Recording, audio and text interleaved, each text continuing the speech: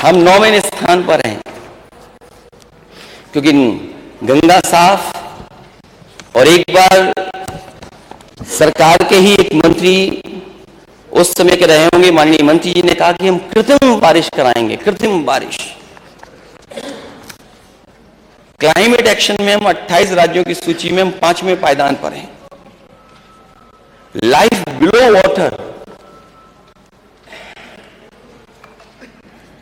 वित्त मंत्री जी हो सकता कुछ और सोच रहे हो। लाइफ बिलो वाटर, जलीय जीवों की सुरक्षा, जल में जीवन है ही नहीं, सीमा ही नहीं रखती, इसलिए पैरामीटर की दिक्कत नहीं, लिखना नहीं चाहिए वाला है ही नहीं। आप लिख रहे थे कुछ, इसलिए मैंने पढ़ दिया ये। लाइफ ऑन लैंड 20वें नंबर, peace, justice and strong institution हम 8वें नंबर पे। जब नीति आयोग के ये आंकड़े बताते हों, 6 बजट आपने पेश किए हों, 7वां बजट आपका है, तो हम कहां खड़े हैं इसके बारे में सरकार को जरूर बताना चाहिए कि आखिरकार हम इन पैरामीटर्स में कैसे बेटर होंगे। मैं नीति आयोग की रिपोर्ट और जो उस दिन मैंने डेटा पढ़ा था उसकी रिपोर्ट, इंडिया टुडे में मैं तीनों रिपोर्ट टेबल, अध्यक्ष महोदय मैं आपके माध्यम से टेबल करना चाहता हूं।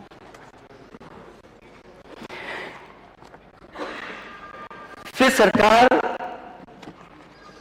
कहती है कि इन्वेस्टमेंट आएगा, और उन्होंने सपना देखा कि इस बार 33 लाख करोड़ के एमओयू किए गए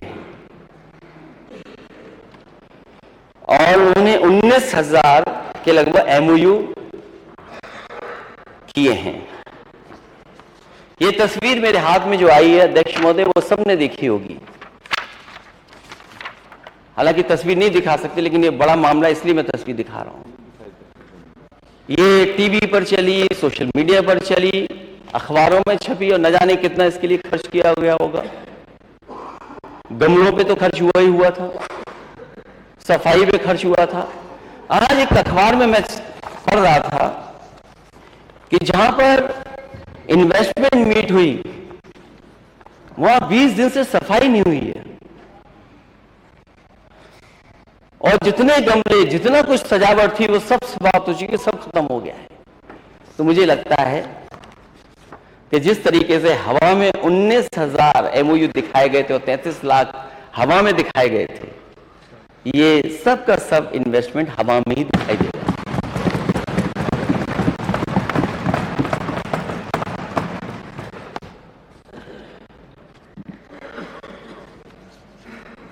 सरकार,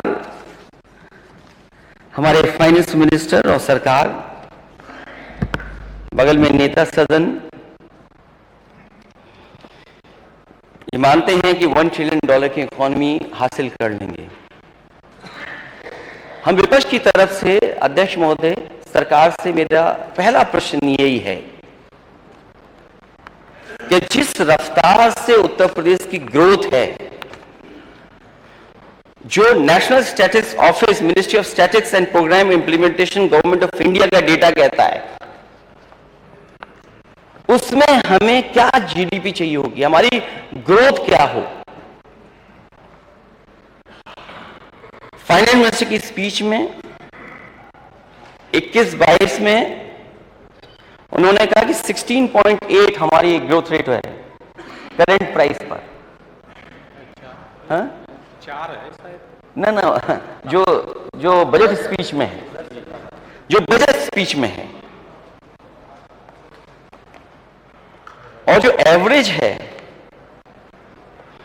जो 17-18 और 21-22 की एवरेज ग्रोथ रेट है, वो 7.8% है।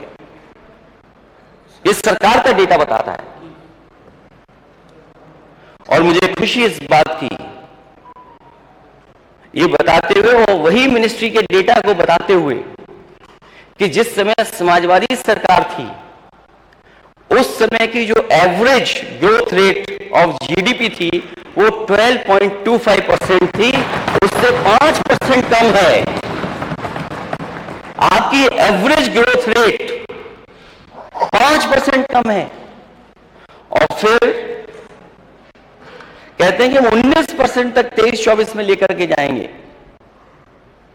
मैं माननीय वित्त मंत्री जी से जानना चाहूंगा कि आखिरकार नेता सदन से कि इसकी सोर्स क्या है। हमसे तो हर चीज की सोर्स पूछी जाती है, कम से कम 19% कैसे हासिल करेंगे, उसके लिए आपके सोर्स क्या है। और फिर $1 ट्रिलियन इकोनॉमी को पाने के लिए जो आपका लक्ष्य है 26-27 में, उसके लिए मैं समझता हूं आपको 34% की ग्रोथ रेट चाहिए। 34% की ग्रोथ रेट कैसे संभव है? जो आपका ट्रैक रिकॉर्ड है 6 साल का, वो आपको कहां पर ले जा रहा है ग्रोथ रेट? और अगले 4 साल में क्या उम्मीद उत्तर प्रदेश कर सकता है? मैं तो बधाई दूंगा और जो सहयोग आप चाहें 34% हासिल करने के लिए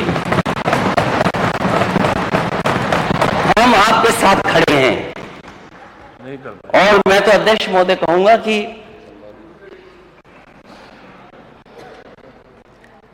मुख्यमंत्री जी को अपना जो इकोनॉमिक एडवाइजर होगा कोई उनका, उसको बदल देना चाहिए।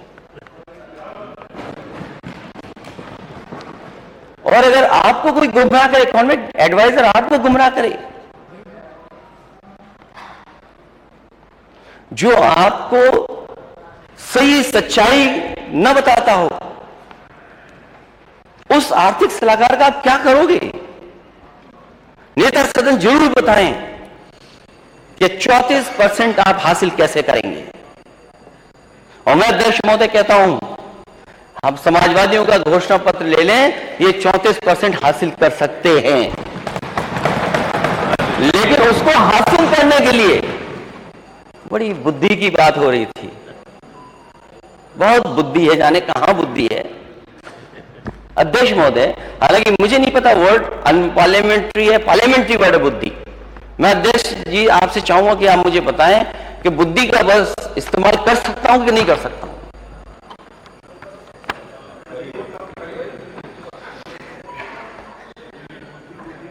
एक संस्था को हायर किया गया है केवल मुख्यमंत्री जी को, सरकार को झूठ बताने के लिए, सच्चाई से दूर रखने के लिए। झूठ इज अनपार्लियामेंट्री। 200 करोड़ रुपए दे रहे हैं आप कि डेटा को कैसे मैनेज किया जाए। जो आपने सच नहीं बोला कि हम 34% हासिल कैसे करें, उस 34% को साबित करने के लिए आप 200 करोड़ एक कंपनी को दे रहे हैं। आप ट्रिलियन डॉलर इकोनॉमी बनाने के लिए आप 200 करोड़ खर्च कर रहे हैं।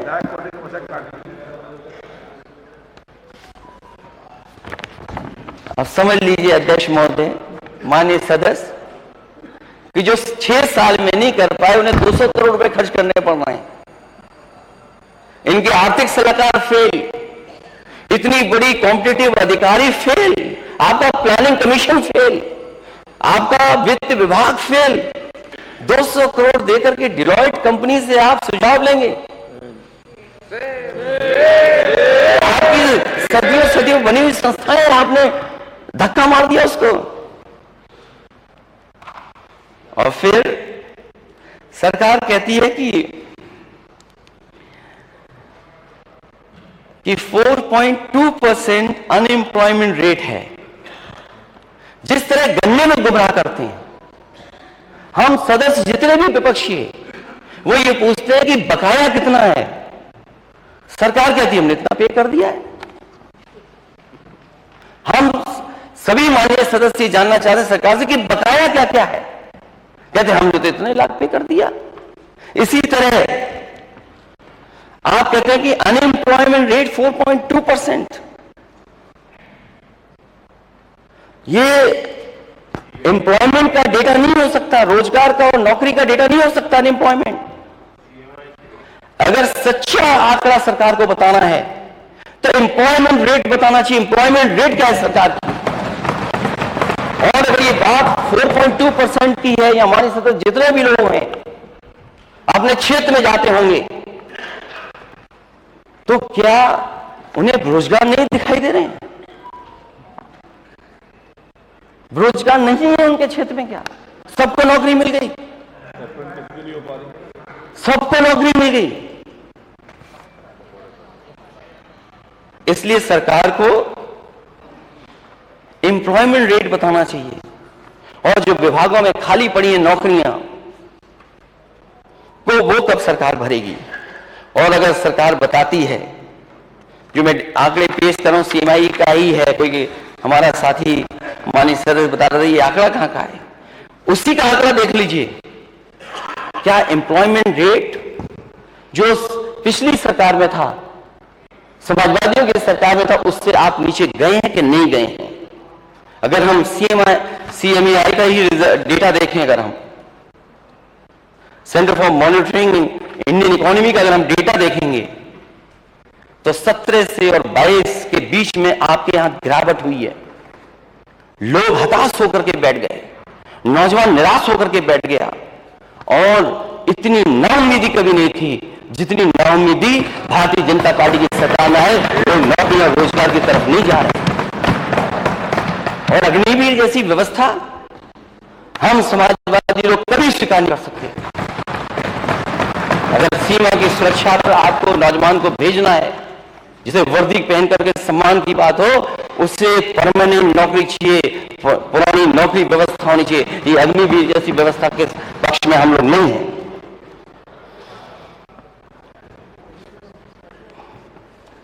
सरकार जहां सपने दिखा रही है $1 ट्रिलियन इकोनॉमी का, बड़ी बड़ी इंडस्ट्री के लोगों का स्वागत कर रही है अध्यक्ष महोदय, वही एमएसएमईज का क्या दोष है, जो सबसे ज्यादा नौकरी दे रहा है, सबसे ज्यादा रोजगार दे रहा है।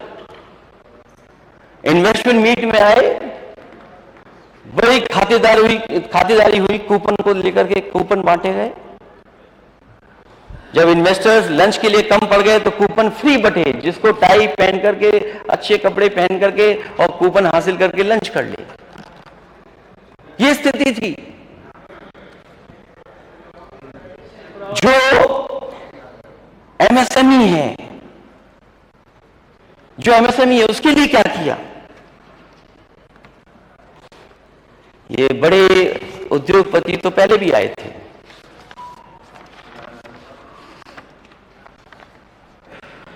आखिरकार जो एमएसएमईज के लिए होना चाहिए था, सरकार ने क्या किया? और सरकार बता रही है कि न जाने कितनी कारखाने लग गए हैं, कितना फाइनेंस हो गया है, न उनको बैंक फाइनेंस दे रही है। और सरकार बताए कि अगर एमएसएमई बहुत लगी है इनकी सरकार में, तो आखिरकार बिजली का कनेक्शन कितना लिया उन्होंने? केवल डेटा पे बता देना कि इन्होंने एमओयू कर लिया, ये सच्चाई से दूर होगा जब तक बिजली का कनेक्शन नहीं बताया जाएगा। एग्रीकल्चर सेक्टर के बिना आप इकोनॉमिक ग्रोथ कैसे पाएंगे? एग्रीकल्चर सेक्टर का क्या हाल है? हमारी नेशनल से भी नीचे बिलो जा रही है एग्रीकल्चर। और कम से कम जो फसलें पैदा हो उनकी एमएसपी तो सरकार दे। क्या सरकार ने एमएसपी दी है? और अभी जितने भी हमारे माननीय सदस्य होंगे वो जानते होंगे, आलू की फसल चौपट हो गई है। किसान को जो कीमत मिलनी चाहिए वो नहीं मिल पा रही है। बजट में कहा गया कि उनके लिए, इनके घोषणा पत्र में कहा गया कि 1000 करोड़ रुपए से रखे जा रहे हैं कुछ फसलों खरीदने के लिए। मैं अध्यक्ष महोदय आपके माध्यम से जानना चाहता हूं, जो पोटैटो बेल्ट है, आज तक सरकार ने कितनी खरीद की है आलू की? ये सरकार कम से कम आंकड़े हम लोगों के पास रख दे। ओडीओपी बहुत फेमस, सरकार ने पूरा का पूरा प्रचार ODOP, one district one product, एक लंबी सूची है वन डिस्ट्रिक्ट वन प्रोडक्ट की।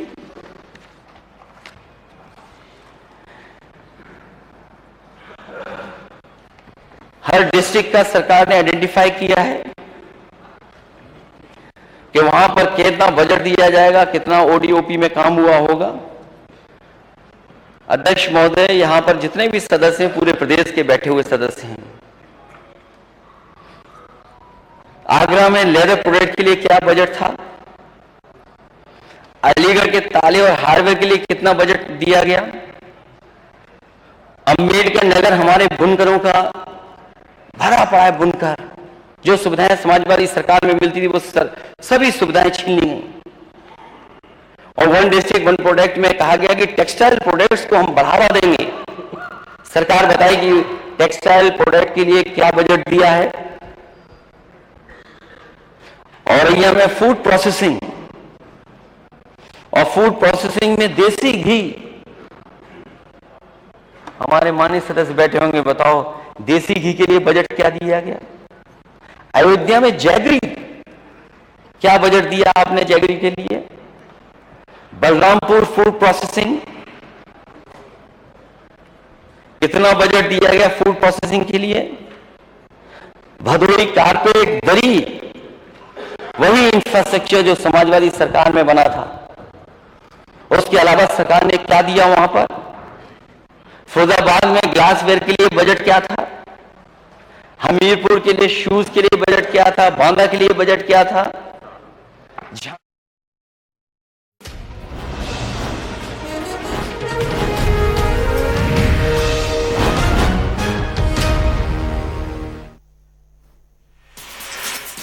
सहारनपुर के जिला अस्पताल में 3 हेल्थ एटीएम मशीनों का उद्घाटन। हेल्थ एटीएम मशीनों में blood test, sugar test, BP test, liver function test, kidney function test होंगे निःशुल्क।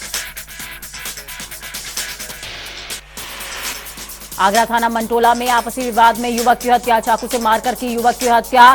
सूचना मिलने पर मौके पर बड़ी तादाद में पुलिस फोर्स तैनात। आगरा में ताजमहल का दीदार करने आए पश्चिम बंगाल के पर्यटक से हुई ठगी। 7,000 रुपए का मार्बल के सामान के 31,000 रुपए में हुई बिक्री। 40 फोटो खींचकर 2,800 रुपए वसूले गए। पर्यटक की शिकायत पर पुलिस ने मामला दर्ज करते हुए शुरू कर दी जांच। बस्ती में बदमाशों ने ग्राहक सेवा केंद्र संचालक वीरेंद्र कुमार राजभर को मारी गोली। घायल संचालक को इलाज के लिए अस्पताल में कराया गया भर्ती। पुलिस ने मामले में केस दर्ज करते हुए विधिक कार्रवाई शुरू करी। इटावा में एम्बुलेंस चालक ने महिला को गिरा कर पीटा। पीड़ित की शिकायत पर पुलिस ने दर्ज किया केस। जांच पड़ताल में जुटी पुलिस। आगरा कैंट स्टेशन पर लप्पो का आतंक। होटल्स के विजिटिंग कार्ड को लेकर पर्यटकों से की जाती है ठगी। कैंट स्टेशन पर हर वक्त रहती है जीआरपीएफ और आरपीएफ, इसके बावजूद नहीं लग रहा है लप्पो पर अंकुश। कन्नौज में दुर्घटनाओं को दावत देते पटाखे भरते ओवरलोडेड वाहन चेकिंग अभियान की धज्जियां उड़ाते नजर आ रहे हैं वाहन चालक। तिरवा थाना क्षेत्र का है पूरा मामला। अमेठी में चाचा भतीजे की हत्या का मामला। सूचना मिलते ही मौके पर पहुंचे सपा विधायक राकेश प्रताप सिंह। सपा विधायक ने लगाए अधिकारियों पर गंभीर आरोप। कहा पहले हुई होती सुनवाई तो आज न होती हत्या। बांदा में अज्ञात कारणों के चलते युवक ने फांसी लगाकर करी आत्महत्या। परिजन बोले पत्नी से चल रहा था विवाद। पुलिस ने मृतक के शव को पोस्टमार्टम के लिए भेजा। शहर कोतवाली क्षेत्र के खाईपार मोहल्ले की यह घटना। एटा में दबंग पक्ष ने घर में घुसकर की जमकर लाठी डंडों से मारपीट। वारदात का वीडियो सोशल मीडिया पर जमकर हुआ वायरल। इस घटना में आधा दर्जन से ज्यादा लोग हुए घायल। पुलिस ने मौके पर पहुंचकर घायलों को कराया अस्पताल में भर्ती। पीलीभीत घुंघचाई थाना क्षेत्र के लुकटिहाई टांगा गांव में कूड़ा डालने को लेकर बवाल। दोनों पक्षों में जमकर हुई मारपीट। उमेश पाल हत्याकांड में आरोपी को पुलिस ने मुस्लिम हॉस्टल से किया गिरफ्तार। आरोपी शदाकत खान को एसटीएफ ने षड्यंत्र रचने के आरोप में किया गिरफ्तार। नैनीताल के राजभवन रोड पर गुलदार दिखने से लोगों में दहशत का माहौल। गुलदारों के चहलकदमी के वीडियो सोशल मीडिया पर हो रहे हैं वायरल। आज से बीजेपी बूथ सशक्तिकरण के लिए जिलों में कर रही है कार्यशाला। संगठन महामंत्री धर्मपाल सैनी बाराबंकी में बूथ सशक्तिकरण के जिला कार्यालय में रहेंगे मौजूद। यूपी में बीजेपी 50 लाख बूथ के कार्यकर्ताओं को करेगी तैनात। रैब रैली में सड़क हादसों में 3 लोगों की हुई दर्दनाक मौत। छुट्टा मवेशियों के टकराने से हुआ था हादसा। बछरावा थाना क्षेत्र की यह पूरी घटना। लखीमपुर खीरी में सदर कोतवाली पुलिस ने लूट और चोरी करने वाले गैंग का किया खुलासा। पुलिस ने गैंग की 2 महिलाओं को गिरफ्तार करते हुए उनके कब्जे से सोने की जंजीर और मोबाइल की बरामद। सदर कोतवाली के रेलवे ओवरब्रिज के पास का है ये पूरा मामला। हापुड़ में जुआरियों ने रेल पटरी को ही बनाया जुए का अड्डा। प्रतिदिन गढ़ रोड फाटक बनता जा रहा है जुआरियों और नशेड़ियों का अड्डा। खतरों के जुआरियों की संख्या, वीडियो सोशल मीडिया पर तेजी से हो रहा है वायरल। देहात क्षेत्र के गढ़ रोड फाटक का यह मामला। कानपुर देहात के रूरा क्रॉसिंग पर लगा भीषण जाम। कई घंटों तक जाम में फंसी रही एम्बुलेंस। प्रशासन लापरवाही के चलते लगता है भीषण जाम। रायबरेली में आलू खुदाई के दौरान 2 पक्षों में जमकर हुई मारपीट। मारपीट का वीडियो सोशल मीडिया पर हो रहा धड़ल्ले से वायरल। डी थाना क्षेत्र के हाजीपुर गांव का है पूरा मामला। आगरा में नहीं थम रहे मुन्ना भाई के मामले। छात्रा के जगह पेपर देने पहुंची टीचर। शक होने पर जांच टीम की गिरफ्त से चकमा देकर महिला टीचर हुई फरार। छात्रा और शिक्षिका के खिलाफ मुकदमा दर्ज। शमशाबाद थाना क्षेत्र का ये मामला। एडीजी मेरठ जोन राजीव सबरवाल आगामी त्योहारों पर शांति व्यवस्था कायम रखने के लिए पहुंचे सहारनपुर। पुलिस ऑफिस और थाना जनकपुरी का किया निरीक्षण।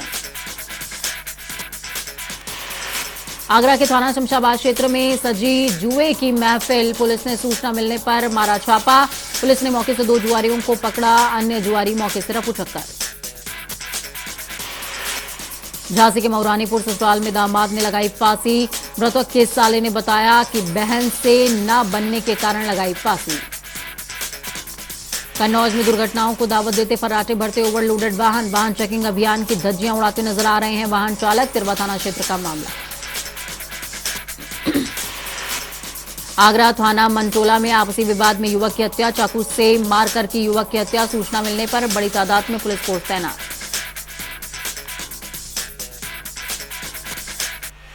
बांदा में अज्ञात कारणों के चलते युवक ने फांसी लगाकर करी आत्महत्या। परिजन बोले पत्नी से चल रहा था विवाद। पुलिस ने मृतक के शव को पोस्टमार्टम के लिए भेजा। शहर कोतवाली क्षेत्र के खाईपार मोहल्ले की घटना। अलीगढ़ में हाई स्कूल की परीक्षा देकर लौट रहे 2 छात्रों को जीटी रोड पर कैंटर ने रौंदा। दोनों की हालत नाजुक। Higher centre refer. थाना गभाना के इलाके के नेशनल हाईवे का मामला। अमेठी में कानून व्यवस्था ध्वस्त। दबंगों को नहीं रहा कानून का भय। चुनावी रंजिश में भिड़े पूर्व और वर्तमान प्रधान के समर्थक।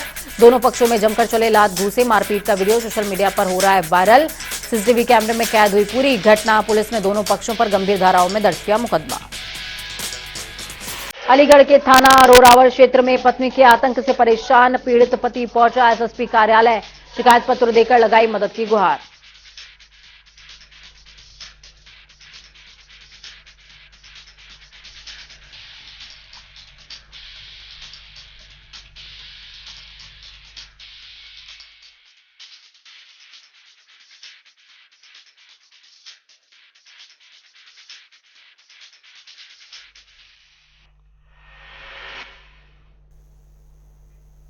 तो वहीं प्रयागराज हत्याकांड में अब एक नया मोड़ सामने आ गया। प्रयागराज हत्या में एक आरोपी को पुलिस ने कल ढेर कर दिया।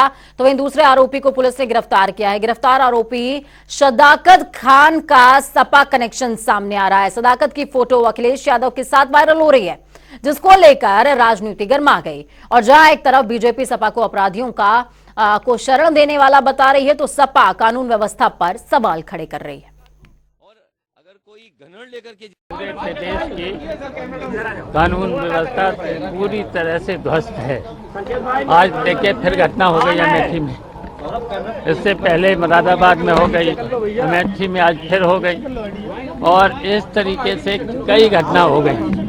और अभी तो बता रहे हैं कि 1 पकड़ा गया, 2 पकड़े गए, तो और भी तो हैं और का भी तो गिरफ्तार करना चाहिए। हमारी सरकार प्रतिबद्धता के साथ उत्तर प्रदेश